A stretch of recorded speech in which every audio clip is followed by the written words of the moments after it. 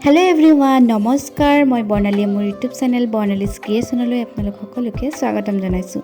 আজি লৈ আহিছোঁ দহি বটা এটা ভিডিঅ'। অতি সহজতে আৰু কম সময়তে কেনেকৈ দহি পাতিব পাৰি তাকে দেখুৱাইছোঁ। তাৰ কাৰণে এযোৰ কাপোৰ, সূতা, বেজী আৰু এখন কেঁচি, লগতে মষ্ট ইম্পৰ্টেণ্ট সূতাখিনি যিখিনি আমি দহি গুঠিম।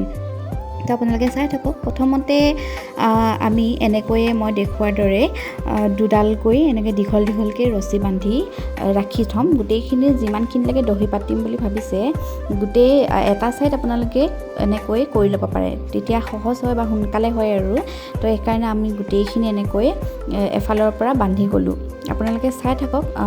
হাতৰ কাম যিহেতুকে কৈ থকাতকৈ আপোনালোকে যদি ভালদৰে মন দি চায় তেন্তে দেখিব একেবাৰে ইজি আৰু বুজিও পাব। এফালে দহি গুঠিবলৈ ল'লোঁ।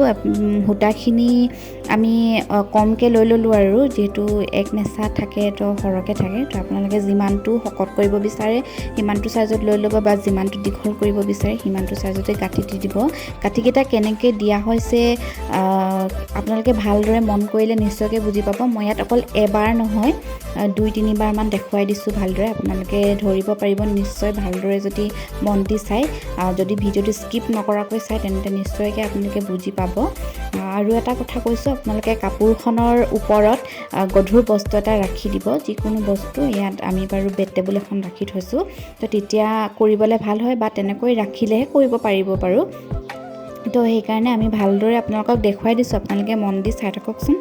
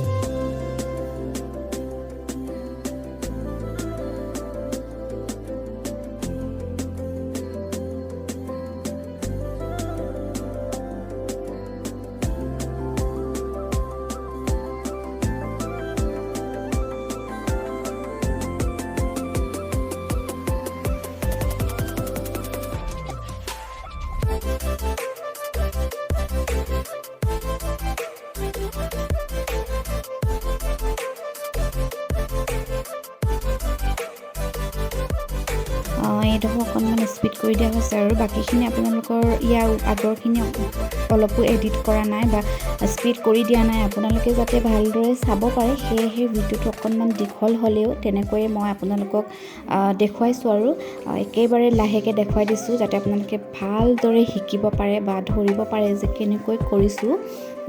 সেইটোৱে আৰু। এতিয়া গোটেইখিনি দেখুওৱা নাই আৰু, এয়া কেইটামান গোটেইখিনি কৰি হৈ গ'ল, কিন্তু আপোনালোকক গোটেইখিনি কৰি দেখুওৱা নাই, ভিডিঅ'টো বহুত দীঘল হ'ব বুলি। তো ভিডিঅ'টো এয়াই আছিলে। যদি ভাল লাগিলে please like, share and subscribe কৰি দিব। আজিলৈ আহোঁ, বাই বাই।